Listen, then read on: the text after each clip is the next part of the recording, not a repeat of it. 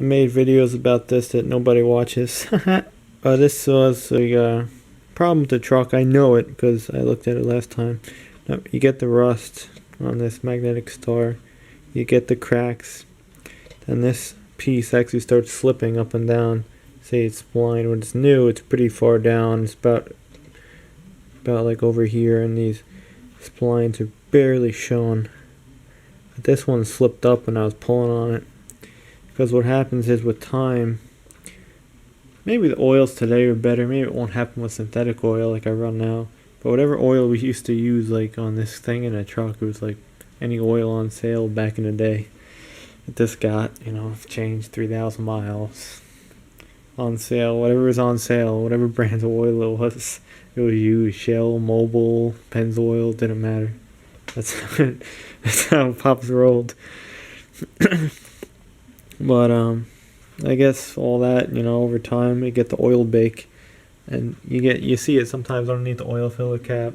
You see it underneath the valve covers, anywhere where it's up high.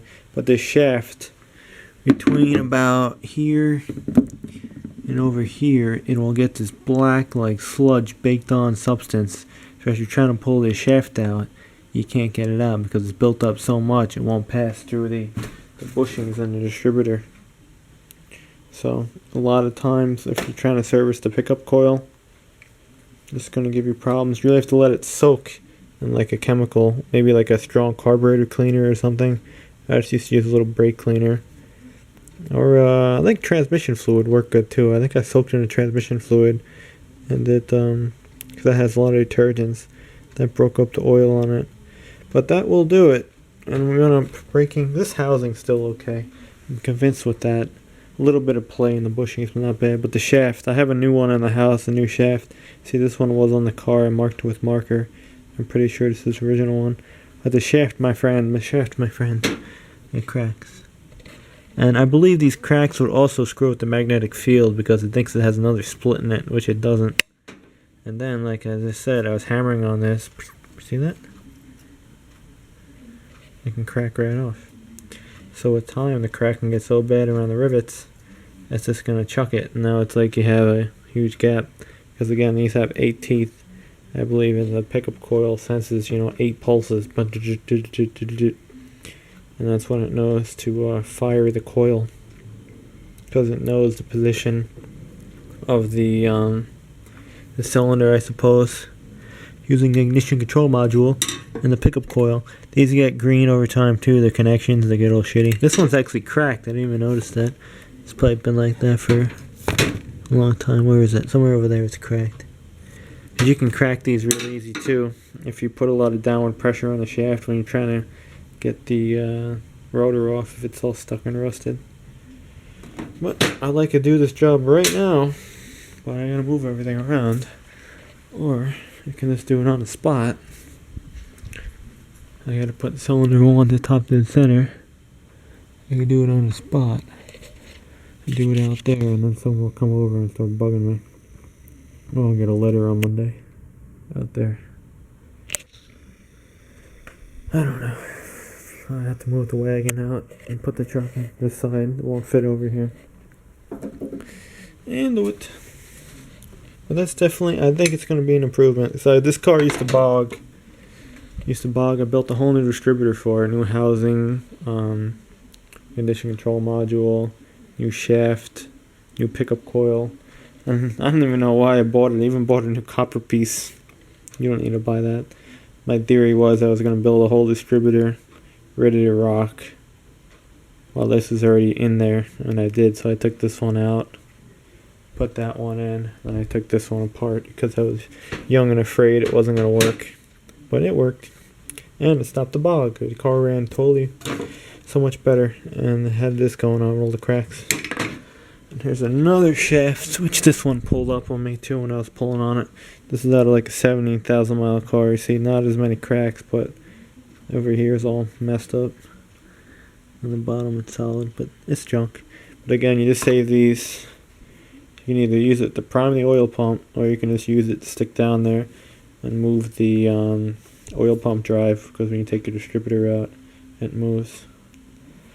And then I think after this saga is going to throw some of this shit out. I have too much junk. So we're up against. Hopefully it will work. And we'll have a possibly better running. And we'll have a possibly better running 305 like this engine does. Except it stalls. Oh, that's what a good thing was too about the start and stall. I did this, I recrimped all that. We had some loose connectors, but I never tested it because those are grounds for the control module. Not control module, engine coolant temp sensor. Then there's been word on the street that these cars, a guy in Florida, nice guy, Fred, has a few custom cruisers. He's up in like Largo or something. He's always sharing tips.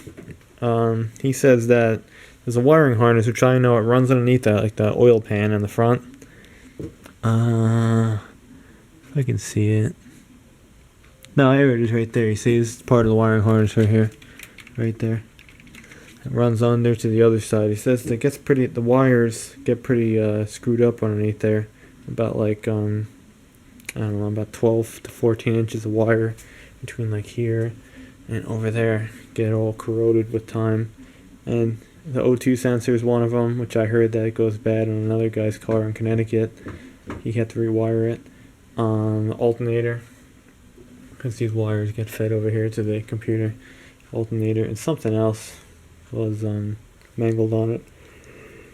So I should really get tired. I should really check that out if I can't figure it out.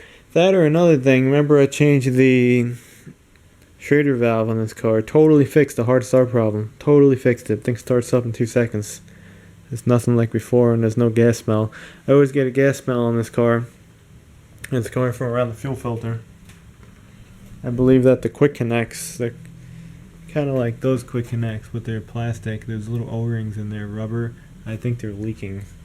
And that would cause like a fuel vapor smell, but it's not dripping. So I think that's also my issue.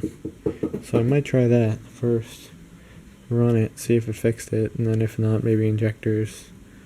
Or I'm gonna have to hook the computer up and start unplugging shit. Maybe it's getting a ground or a signal when it shouldn't. That would indicate that wires are shorting out underneath here somewhere.